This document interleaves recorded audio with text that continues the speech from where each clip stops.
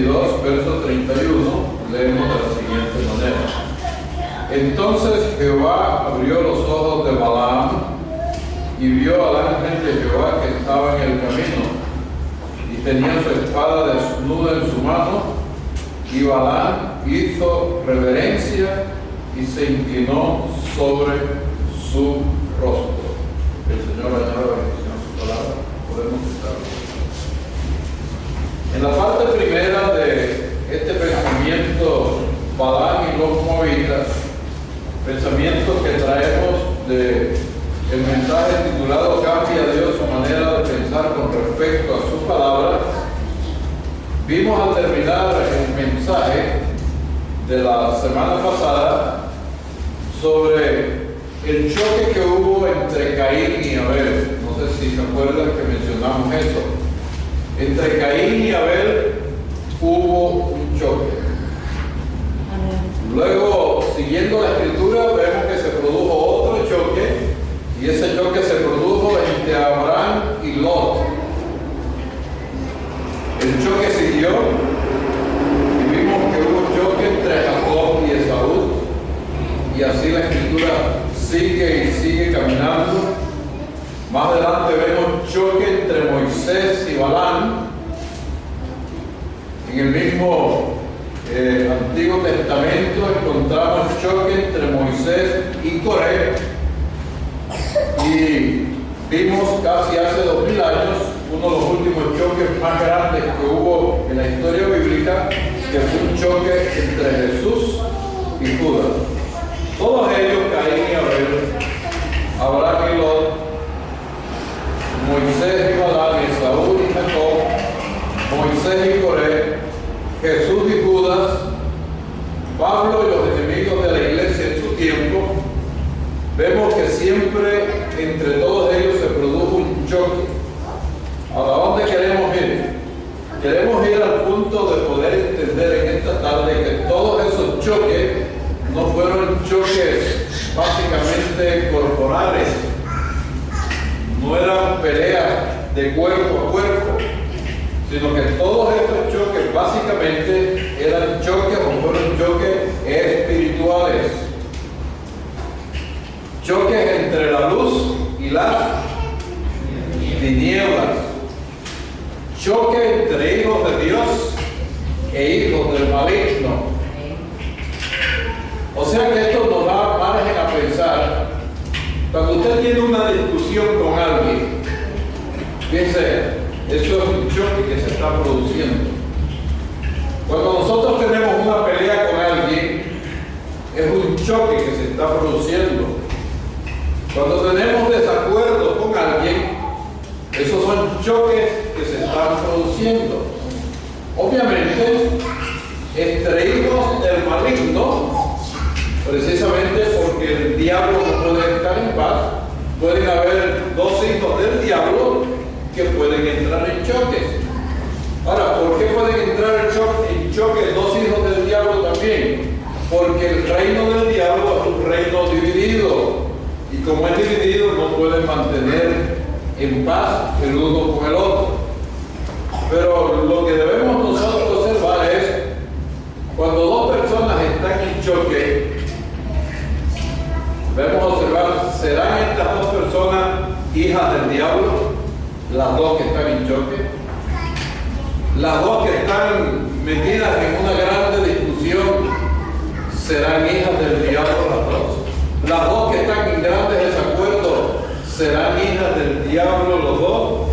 O uno será hijo, o una será hija de Dios y ha caído bajo un espíritu malo que le ha producido de todas maneras estar en choque con otra persona.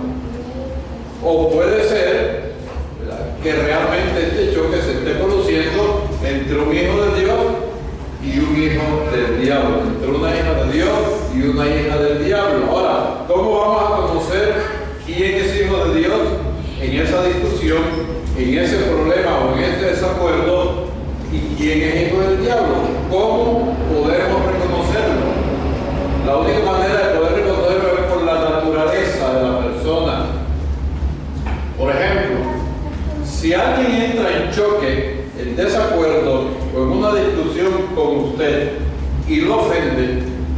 Y posiblemente cuando usted se siente ofendido, la ofensa suya es mayor contra esa persona y eso provoca una relación de otra ofensa mayor para usted. Posiblemente se trata de dos personas que no son hijas de Dios, sino ungidas por malos espíritus. Ahora, cuando nosotros reconocemos nuestra posición como hijos o hijas de Dios, puede venir un hijo del maligno o una hija del maligno a tener problemas con nosotros, contiendas con nosotros, discusiones con nosotros. Pero si reconocemos nuestra posición, entonces nosotros tenemos que mantenernos de acuerdo a los consejos bíblicos. Por ejemplo, si alguien entra en discusión con usted por un problema, ¿debería usted maldecir a esa persona? La Biblia, si usted es creyente y está en el Espíritu, la Biblia nos va a prohibir maldecir a esa persona. Si la persona te ofende, ¿qué es lo que la Biblia nos va a mandar a hacer? Ofenderlo también o perdonar a esa persona. Perdonar a esa persona. Pero lo que sí tenemos que estar claros en reconocer es que nuestra posición de hijos de Dios tiene que ser clara. Porque de lo contrario, posiblemente vamos a pasarnos tiempo,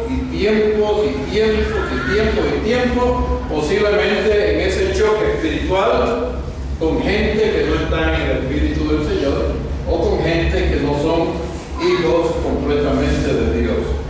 Entonces, todos estos choques siempre tienen no un fondo físico o natural. Todos estos choques siempre tienen un fondo espiritual, lo cual es un fondo totalmente, o un espíritu, una naturaleza carnal. En el mensaje Cambia Dios su manera de pensar con respecto a su palabra. En la página 19, párrafo 88, probablemente encontramos que el mensajero dijo: cuando se encuentra, esto es importante, cuando se encuentra lo carnal, que es a lo que estoy tratando de apuntar, cuando se encuentra lo carnal con lo espiritual, siempre hay un choque. Por ejemplo, cuando el hombre es convertido al Señor y la mujer es incrédula, entonces van a llegar momentos diariamente en esa casa en que siempre va a haber un choque. Ahora, ¿qué tipo de choque se está produciendo? Posiblemente no se están golpeando, posiblemente no se están hiriendo, pero posiblemente están discutiendo sobre la naturaleza carnal del otro o de la otra, a dónde la lleva, y la naturaleza espiritual del otro o la otra, a dónde la lleva. Entonces, en un hogar puede verse esto, cuando alguien es convertido y la otra persona no es convertida. Se puede ver choque espiritual en un trabajo donde usted es convertido o usted es convertida y posiblemente su jefe no es convertido. Entonces el jefe va a estar siempre hostigando y burlándose. ¿Y eso qué es? Simplemente un movimiento o un choque espiritual. Si usted está estudiando en la universidad, en el colegio, donde sea, y los demás jóvenes saben que usted es creyente, siempre van a estar tratando de ¿qué? De hostigar a usted de una manera u otra, y esto está produciendo siempre choque espiritual. Entonces tenemos que estar muy alertas nosotros a que cuando este choque espiritual se está dando, ¿qué es lo que está sucediendo? Simplemente dice el mensajero, lo que está sucediendo es que lo carnal, la naturaleza carnal de alguien con la naturaleza espiritual del otro están chocando. Están chocando porque siempre el choque es espiritual. Más adelantito en el párrafo 90 dice el mensajero: siempre usted va a observar algo. El natural aborrece al espiritual. Siempre la persona más espiritual va a ser aborrecida por la persona más carnal. Porque lo carnal, dice el profeta, siempre va a aborrecer lo espiritual. Esa es la razón, dice el mensajero, por eso fue que Caín aborreció a Abel. ¿Por qué Caín aborreció a Abel? Porque Caín era carnal y Abel era espiritual. Por eso Coré aborreció a Moisés, porque Coré era carnal y Moisés era espiritual. Por eso Judas aborreció a Jesús, porque Judas era carnal y Jesús era espiritual, y así sucesivamente. Entonces Dios tiene, decíamos en la vez pasada, dos clases de voluntad. Dijimos que una voluntad era la voluntad, ¿alguien se acuerda? ¿Quién me ayuda? La voluntad perfecta, así se llama, y la otra se llama la voluntad permisiva. ¿Okay? Entonces Dios, bajo esa voluntad perfecta, es que realmente Él quiere que la iglesia camine. Pero como la iglesia está dentro de tabernáculos de carne, la iglesia está todavía en cuerpos de carne imperfectos, a la iglesia le es un poco difícil generalmente entender y discernir cuál es la voluntad perfecta de Dios, aunque ya su voluntad está escrita en la palabra. Pero cuando quieres obedecer la palabra, la naturaleza pecaminosa que hay en nosotros generalmente no nos permite obedecerla, y entonces caminamos en la voluntad permisiva en lugar de la voluntad perfecta. Ahora, Dios quiere que sus hijos, que su iglesia camine en la voluntad perfecta. Ahora, si nosotros no caminamos en la voluntad, fíjense, en la voluntad perfecta de Dios, ¿qué va a hacer Dios? Matarnos, no lo va a hacer. Destruirnos, no lo va a hacer. Si nosotros no caminamos en la voluntad perfecta de Dios, dice el hermano Branham, entonces lo que Dios hace es que nos va a dejar caminar entonces en la voluntad permisiva. Él no va a pelear con nosotros, Él no va a discutir con nosotros, Él no va a venir detrás de nosotros a rogarnos que regresemos de la voluntad permisiva y caminemos en la voluntad perfecta. No. Cuando Él conoce ya el deseo y la intención de nuestros corazones, Él nos deja caminar en la voluntad permisiva. Fue lo que sucedió en el desierto con Balaam. Balaam lo que quería era dinero, porque era un profeta que caminaba solamente por dinero. Y como lo que él quería era dinero, y el rey Balac le iba a dar mucho dinero por ir a maldecir a Israel, entonces ¿qué hizo Dios? Dios le dijo, no maldigas a mi pueblo. Pero ¿qué hizo Balac? Siempre regresaba al que le iba a dar el dinero. Y entonces, ¿para qué regresaba? Para que le ofrecieran más dinero y poder finalmente cumplir el deseo de su corazón. Y como Dios conoció que el deseo del corazón de Balaam era el dinero y maldecir a Israel, entonces Dios lo dejó caminar en la voluntad permisiva. Ahora, Dios va a permitir que caminemos en la voluntad permisiva, pero va a hacer que al final todo obre para la gloria de Él. Vuelvo a repetir, Dios va a permitir que tanto ustedes como yo caminemos en la voluntad permisiva, pero al final Dios va a obrar. Lo que nosotros hacemos lo va a tomar, ¿para qué? Para glorificarse Él, porque siempre lo va a hacer de esa manera. Miremos entonces también un poquito en esta tarde que en el principio no era la voluntad perfecta de Dios, en el principio no era la voluntad perfecta de Dios que los niños nacieran en la tierra por medio del sexo. Esa no fue la voluntad perfecta de Dios nunca. La voluntad perfecta de Dios es que los hijos de Él nacieran en la tierra no por medio del sexo, sino que nacieran por medio de la palabra.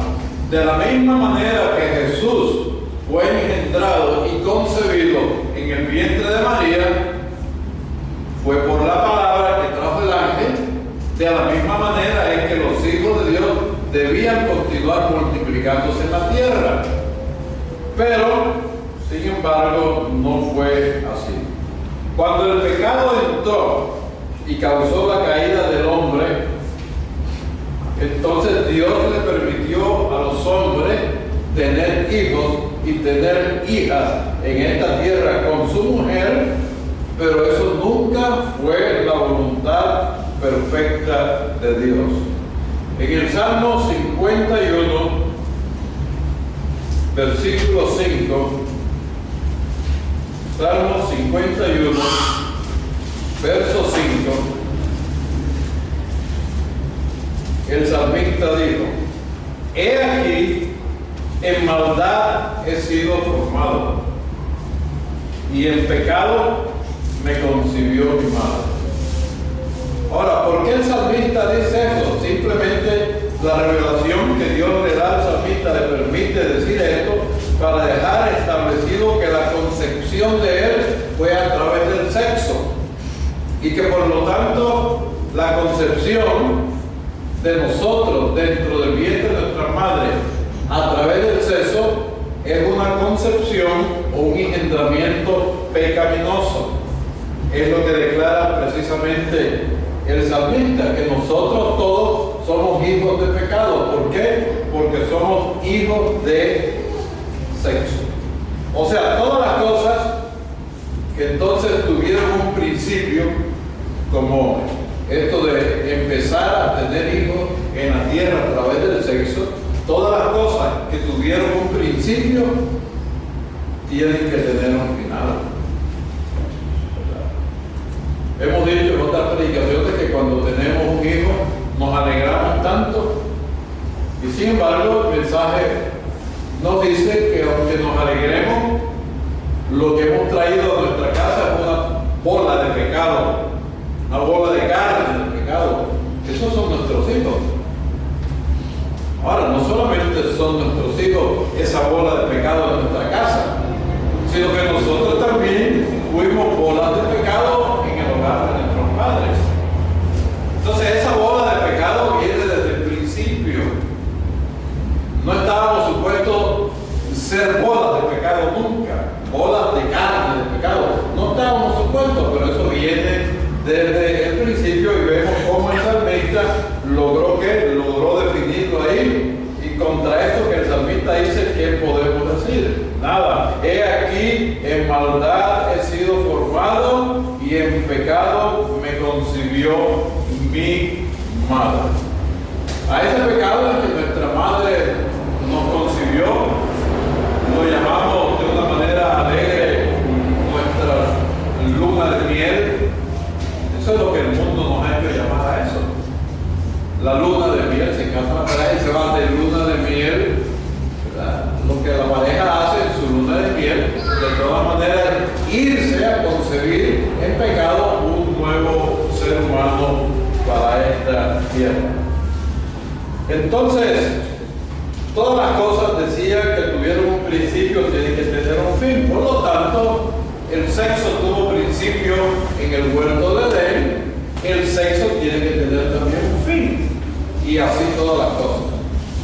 El infierno, por ejemplo, que fue creado, tuvo un principio, por lo tanto, el infierno no es eterno, sino que el infierno también sabemos que tiene que tener un fin, y en esto hay mucha discusión teológica, porque la mayoría de creyentes de otras denominaciones dicen y creen y enseñan que el infierno es eterno, pero a la luz del mensaje y la enseñanza del profeta aprendimos que el infierno no es eterno, sino que el infierno tiene que tener un fin, porque será arrojado en el lago de fuego y de azufre. Por lo tanto tiene que terminarse, por lo tanto no es eterno.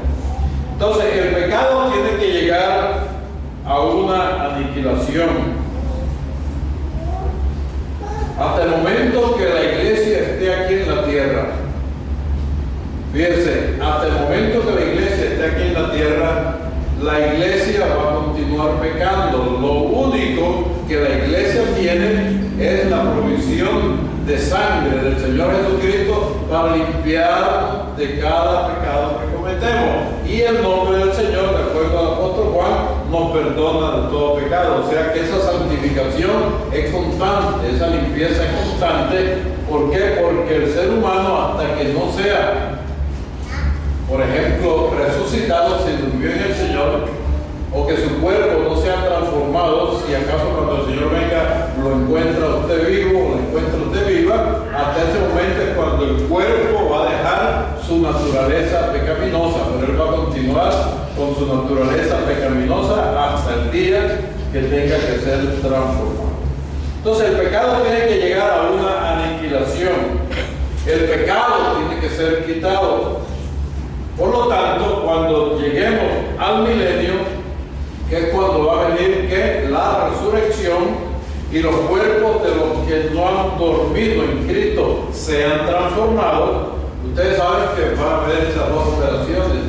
Dice el apóstol Pablo en Tesalonicenses que cuando venga el tiempo de ese arrebatamiento, dice que los que han dormido en el Señor serán ¿qué? Serán resucitados y transformados, y los que no han muerto y que el Señor los encuentre todavía vivos, en un cerrar y ojos serán ¿qué? Transformados y arrebatados juntamente con los que acaban de resucitar. Pero esto no acontecerá hasta que no resuciten primero los que durmieron en el Señor. Nuestra oración diaria debe ser: Señor, que pronto pueda resucitar, si estamos vivos todavía, que pronto pueda resucitar a los que están durmiendo y esperando la resurrección. Porque si ellos son resucitados, entonces los que están todavía vivos en la tierra, que me imagino que no son muchos de acuerdo a la Escritura, no son muchos, ojalá estemos nosotros en ese número, entonces van a ser ¿qué? Transformados en un cerrar y un abrir de ojos. Ahora, cuando ese milenio venga, todo va a cambiar. ¿Por qué? Porque ya aconteció esa resurrección. Mire conmigo en Mateo capítulo 22. Mateo capítulo 22, verso 23 al 30. Entonces, cuando esa resurrección llegue, cuando ese acontecimiento se efectúe y los que están vivos sean transformados, entonces entramos a ese milenio, no antes. El milenio no puede iniciarse a menos que los que están esperando la resurrección se levanten y les den sus cuerpos angelicales, celestiales, y los otros que están esperando en la tierra y no han muerto sean transformados en un abrir y cerrar de ojos. Pero cuando esa resurrección venga, inmediatamente entonces comienza nuestro milenio. Estamos en Mateo capítulo 22, verso 23 al 30. Dice: aquel día vinieron a él los saduceos, que dicen que no hay resurrección. Acuérdense, los saduceos negaban la resurrección, no creían en resurrección. Y le preguntaron, diciendo: maestro, Moisés dijo, si alguno muriere sin hijos, su hermano se casará con su mujer y se levantará descendencia a su hermano.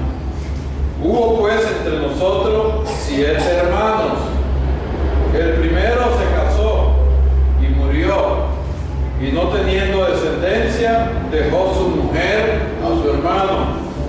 De la misma manera también el segundo y el tercero hasta el séptimo. Y después de todo murió también la mujer.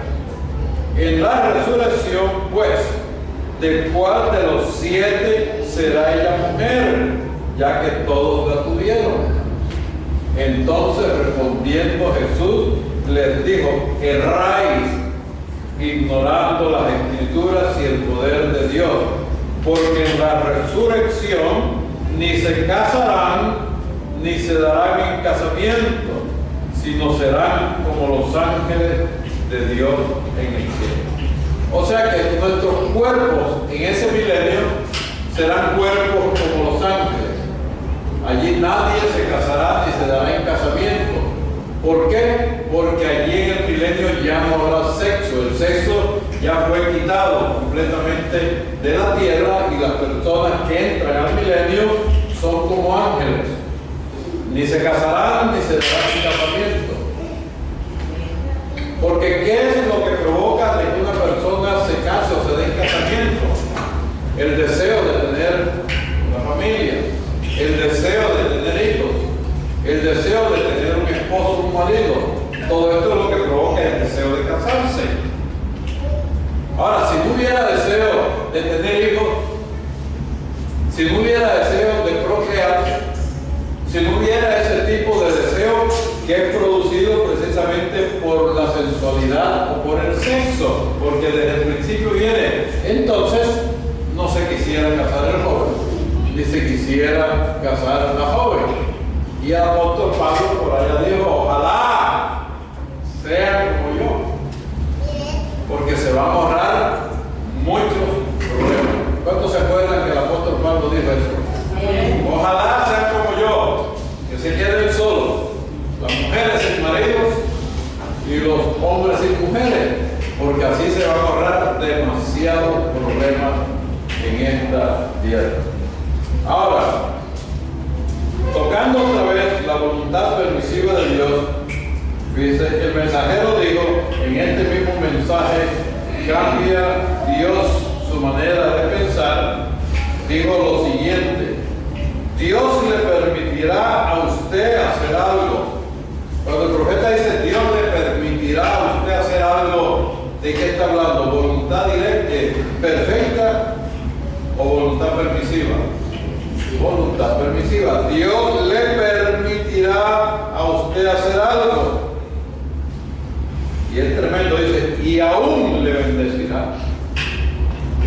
Bueno, a mí me decían que no hiciera aquello, pero sin embargo, yo lo hice, porque nadie manda en mi vida. Y miren, 1 año, 3 años, 4, 5 años, 10, y aquí estoy bendecido, y aquí estoy bendecida. No nos dejemos engañar por eso. Volvamos al profeta, que es el que nos abre los ojos. A ver qué digo otra vez.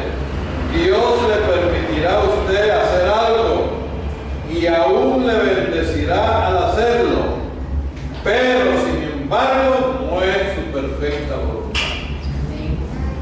¿Qué es lo que el profeta nos lleva a entender? Que cuando hacemos algo en nuestra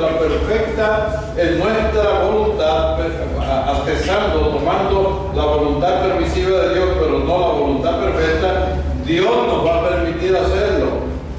Y aún nos va a bendecir, pero no es su perfecta voluntad. Cuando el profeta dice que no es su perfecta voluntad, es que tarde o temprano Dios nos va a cobrar lo que hemos hecho. Ojo a esto. Como no lo hicimos en la perfecta voluntad de Dios, eso que Dios nos permitió hacer en la voluntad permisiva de Él, y que aún en eso que nos permitió hacer, nos bendijo grandemente, nos prosperó aún, pero aún así, tarde o temprano, como no era su voluntad perfecta, tarde o temprano entonces tendremos que pagar ciertas consecuencias. Les voy a contar la historia de una persona que yo conocí. Esta persona quería tener un hogar y de todas maneras había una iglesia a la cual iba, pero al cabo del tiempo, cuando entró ya a su edad adolescente, la iglesia ya no le gustaba por tantas prohibiciones que supuestamente hacían en la iglesia. Tenía una persona con la cual tenía una relación de noviazgo, pero que lo que esa persona le estaba ofreciendo, le iba a ofrecer en el futuro, no era lo que quería. Ella quería una persona diferente, una persona solvente, una persona de renombre, etcétera, etcétera.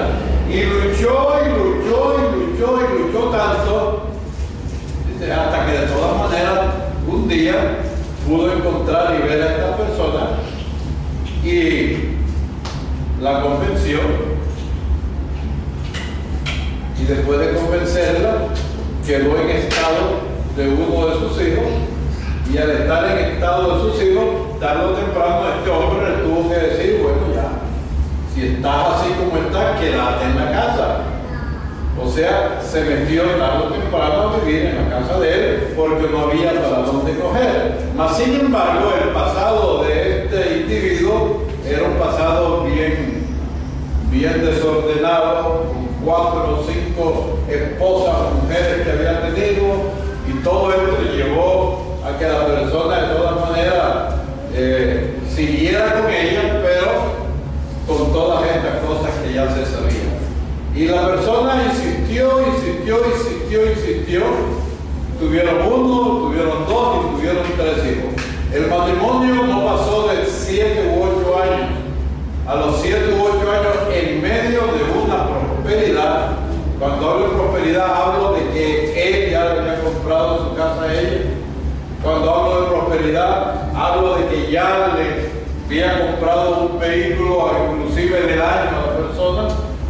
Hablo de prosperidad porque el hombre tenía un empleo excelente, y hablo de prosperidad porque ella misma tenía una profesión lucrativa y había mucho dinero en su casa. Pero a los 7 meses, ¿qué pasa? A los 7 meses lo que sucedió es que la voluntad perfecta de Dios no fue la que guió esta relación, sino fue una voluntad permisiva. A los 7 años, ¿qué pasó? A los 7 años Dios cortó a este hombre de la tierra. ¿Qué pasó después de todo eso? Empezó entonces una vida de sufrimiento, porque después de venir de lo bajo y a través de mucha sutileza, astucia, lo que fuese, como usted quiera llamarlo, lograr conseguir ese objetivo, una persona que ya venía, fíjese, que ya venía con experiencia de iglesia, con experiencia de Dios, mas sin embargo su deseo era tan tremendo de querer conseguir esto de la manera que ella quería, que Dios se lo permitió. Y nos encontramos con lo que dice el profeta: Dios le permitirá a usted hacer algo y aún le bendecirá al hacerlo, pero sin embargo no es su voluntad perfecta, y usted tarde o temprano tendrá que pagar las consecuencias. Nosotros en nuestra vida diaria hacemos tantas cosas que no son la voluntad perfecta de Dios, pero como Adán insistimos tanto en que lo que queremos hacer, queremos que se haga de la manera que nosotros queremos, nos mudamos de la voluntad perfecta. ¿Dónde está la voluntad perfecta? Aquí en la Biblia. ¿Dónde está la voluntad perfecta? Detrás del púlpito. ¿Dónde está la voluntad perfecta? En tu padre, en tu madre, en tu pastor. En todas partes está la voluntad perfecta moviéndose. Pero como no prestamos atención a la voluntad perfecta, ¿qué hacemos? Nos mudamos de la voluntad perfecta a la voluntad permisiva, y posiblemente nos salimos con la nuestra. Salimos con la nuestra, pero tarde o temprano la voluntad perfecta de Dios alcanza a uno. David tenía que tomar el arca del pacto, fíjese. La habían recuperado del enemigo. Y cuando la recuperó dijo: hemos recuperado el arca del pacto. Hay que llevarla a Jerusalén. Y entonces llamó a todo su ejército y le dijo: mañana temprano llevamos el arca del pacto, la palabra, a Jerusalén. Y así lo hicieron al día siguiente. Pero no habían caminado media hora cuando ya habían muerto muchas personas en ese camino. Rayos cayeron del cielo y las personas que iban cargando el arca fueron fulminados por el fuego de Dios. La Biblia que nos dice, y el profeta que nos enseña sobre esto, diciendo: David quería hacer un servicio a Dios en la voluntad perfecta, pero no hizo la voluntad perfecta, porque los que tenían que llevar el arca en sus hombros no era el ejército. ¿Era quién? Eran los sacerdotes. sacerdotes los únicos autorizados para llevar el arca del pacto. Entonces, ¿bajo qué voluntad salió David? David quiso hacer una cosa buena. Sí, su intención era buena. Él amaba a Dios. Y si ya había recuperado el arca del pacto, lo lógico era llevarla al templo de Jerusalén. Él quiso hacer algo bueno para Dios, pero lo hizo en la voluntad permisiva, porque la voluntad perfecta no era que los hombros del ejército llevaran el arca. O sea, fue voluntad permisiva. La voluntad perfecta era que los hombros de los sacerdotes llevaran el arca. Entonces tenemos que tener mucho cuidado. Cada día el tiempo se vuelve más oscuro. ¿Cuántos creen que el tiempo está más oscuro? Si el tiempo está más oscuro, quiere decir que cada día vamos a entender mucho menos, la voluntad perfecta del Señor. Ahora, fíjense, Dios le había dado a Israel, a través de la gracia. ¿Qué le había dado Dios a Israel en el desierto? Vamos a ver si nos acordamos. Lo primero que Dios le dio a Israel en el desierto, ¿cuántos me ayudan?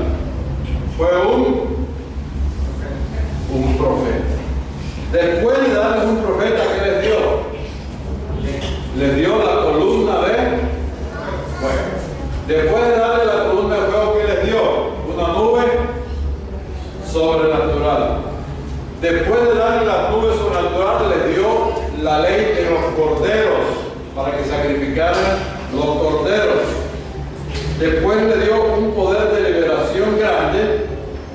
Y fíjense, salieron con la gracia. Llevaban un profeta, llevaban una columna de fuego, llevaban una nube sobrenatural, llevaban corderos para el sacrificio, llevaban el poder de Dios con ellos, llevaban avispas adelante para que acabaran con el enemigo.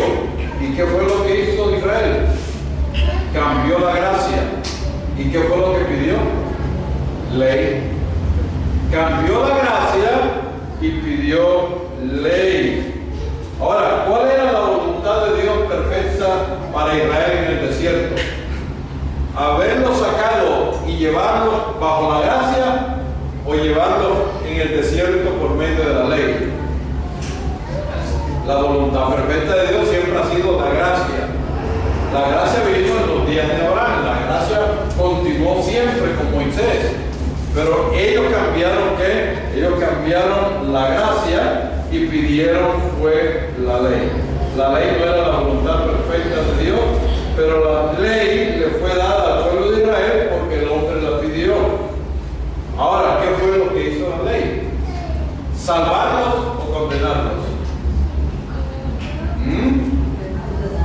¿Qué fue lo que hizo la ley en el desierto? La ley en el desierto lo que hizo fue condenarnos. ¿Por qué? Porque la Escritura dice que no hay ningún hombre sobre la tierra que pueda cumplir la ley de Dios. Entonces, la ley lo que vino a hacer fue a condenarnos. ¿Y qué tenían que hacer para que Dios no los destruyera? Tenían que sacrificar palomas, sacrificar corderos, sacrificar animalitos para que esa sangre los cubriera, para que Dios no los matara. Entonces, ¿qué es lo que hicieron?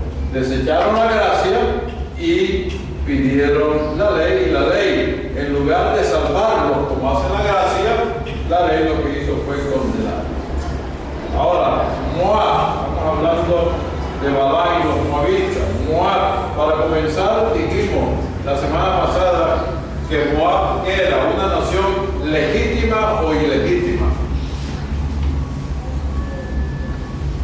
¿Qué era Moab?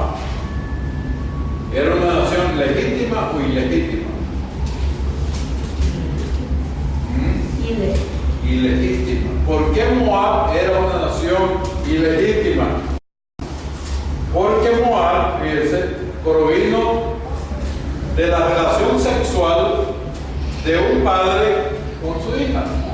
Por lo tanto, el hijo de ese padre y el hijo de esa hija, ¿verdad?, era una relación ilegítima. No puede un padre tener sexo con su hija para tener un hijo. ¿Me entienden, hermano? Entonces, la relación de Lot ¿Cuántos se acuerdan de Lot? La relación de Lot con la hija produjo ¿qué? La nación moabita. Por lo tanto, esa relación produjo un hijo y ese hijo después fue el que fundó la nación de los moabitas. Por lo tanto, nos mantenemos creyendo que Moab es una ¿qué? Es una nación ilegítima. Ahora, si espiritualmente nosotros logramos entrar un poquito y discernir, ¿verdad? Y discernir por qué Moab es una nación ilegítima espiritualmente, entonces vamos a entender que Moab entonces no puede tipificar a la novia de Cristo, porque la novia de Cristo es una ¿qué? Es una ¿qué? Es una iglesia legítima. ¿Cuántos creen eso? Pero los moabitas no proceden de algo legítimo. Por lo tanto, Moab no puede representar a la novia de Cristo, sino que Moab solamente representa a las iglesias denominacionales, empezando por la católica.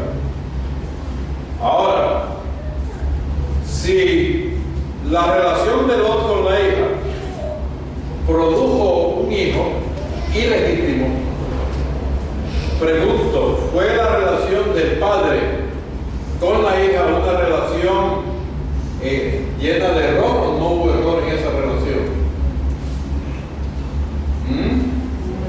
¿Habrá error en una relación de un hombre con una mujer porque ni familia sean? No, es lo natural. Pero habrá relación de que una madre se acueste con el hijo y que el hijo engendre un hijo en el vientre de su mamá. Es errático completamente. Que el padre se acueste con la hija y embarace a su hija. ¿Serán esos casos o no serán esos casos? Serán. Pero por lo tanto, ese tipo de relación produce ¿qué? Un resultado ilegítimo. Por lo tanto, la hija de Lot cometió el error, la hija de él. Ahora, ¿por qué digo la hija de Lot? Porque a Lot prácticamente lo violaron estas dos muchachas. No es que el hombre Lot, por causa de que tenía mente dominacional, no es que él tenía problemas con el sexo ni la lujuria, no. Fueron sus hijas quienes realmente aprovecharon después de la salida de Sodoma y Gomorra, quienes aprovecharon. ¿Qué hicieron con él para poder tener hijos de él y violarlo? ¿Qué hicieron esas dos perversas muchachas?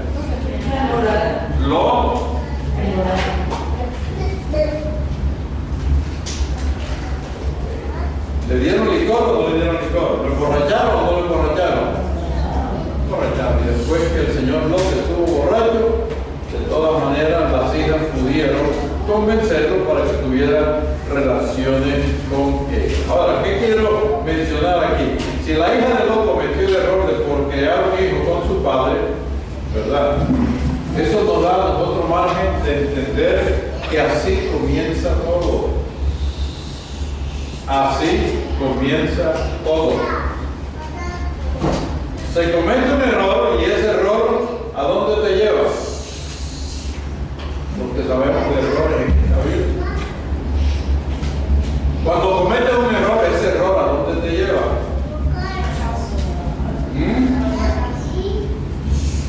Pero ese error te lleva ¿a dónde? ¿A otro error? Y el siguiente error, ¿a dónde te lleva? Al otro error. Y así cada error nos va llevando a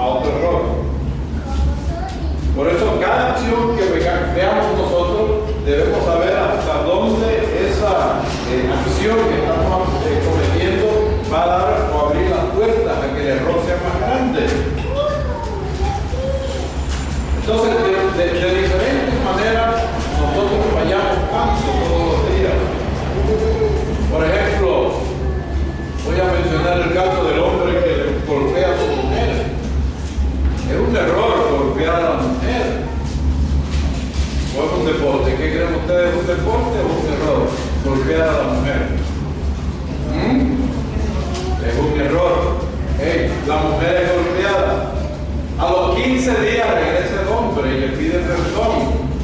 ¿Qué hace ella? Lo perdona. ¿Qué hace él a los 2 meses? La vuelve a golpear. ¿Qué hace después, dentro de 3 meses más, que se va y regresa? Le vuelve a pedir perdón. Entonces, ¿cuántos hogares, posiblemente, cuántas personas, no sé cuántos usted ha conocido, he conocido docenas y docenas de mujeres de esta naturaleza, que el marido le pega fuerte, se va, regresa, le pide perdón, y sin embargo, él nunca va a dejar de golpearla, porque es un error llevándolo a otro error, un error llevándolo a otro error. Por lo tanto, todo error también tiene que tener un fin.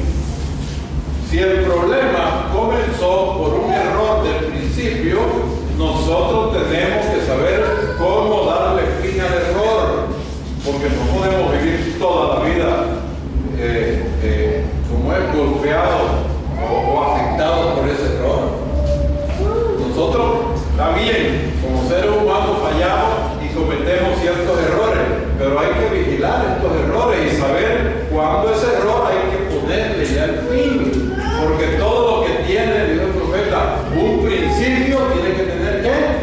Un fin. Porque cometí un error hace 50 años, no puedo seguir viviendo todavía bajo los efectos de ese error. Él tenía que posiblemente hace 40 años haber terminado con ese error. Pero casi siempre el ser humano piensa de esta manera, ¿verdad? Un error y otro error, pero nunca sabemos cuándo darle fin a los errores. Ahora, la novia del Señor, la iglesia de Cristo, es la voluntad perfecta de Dios que salió del aposento alto. Pero ¿qué sucedió después que la iglesia del Señor, en su voluntad perfecta, la vemos salir del aposento alto? La reconocemos por el trabajo que hizo en el libro de los Hechos. ¿Qué hizo? Sucedió el primer error. ¿Cuándo se produjo el primer error? Fíjense, la iglesia del Señor derrama su espíritu en el aposento alto, toda la gente sale llena del espíritu, revolucionan el mundo de su tiempo. La sombra de Pedro, inclusive no había necesidad, no tenía necesidad de orar, la sombra de él sanaba a los enfermos. A la gente le hablaba y solamente le hablaba ya a la gente, y lo mismo fue el ministerio de Pablo y todos ellos. Eso era la iglesia verdadera de Dios, creada en la voluntad perfecta de Dios. Pero el primer error entró ¿en qué año? El primer error entró en el año 325, con el concilio de Nicea. ¿Y quién se presentó allí? Se presentó la iglesia ya no en forma de iglesia cristiana, sino que se presentó la iglesia en forma de iglesia católica, apostólica y universal y romana y todo esto. ¿A dónde llevó al mundo ese primer error que se metió en la iglesia, llamado iglesia católica? ¿A dónde lo llevó? A muerte, a persecuciones, a quemar a los creyentes verdaderos en la hoguera, a entregarle a los creyentes verdaderos los leones, y así comenzó la persecución de la verdadera iglesia del Señor. Y siguió avanzando de error en error, de error en error, y después vinieron los siguientes errores que conocemos últimamente. Entonces el mundo espiritual vio uno de los primeros grandes errores. Y ese gran error lo vemos después que murió Lutero, vemos la primera hija de la iglesia católica. Y así van las hijas saliendo, y las hijas saliendo hasta el día de hoy, que la iglesia católica, la sabemos por la escritura, es la gran ramera e hija de ramera. Antes sentíamos un profundo respeto nosotros por toda iglesia evangélica. Hoy no es que nos sintamos respeto, sentimos un respeto de manera diferente. Los respetamos a ellos como seres humanos, los respetamos a ellos porque dicen creer en el Señor, pero no podemos respetarlos como iglesia. ¿Por qué? Porque definitivamente todas ellas son hijas de la gran ramera. Y así como el Señor prometió, fíjense, derramar fuego del cielo y terminar con la gran ramera, de la misma manera va a terminar con las hijas de la gran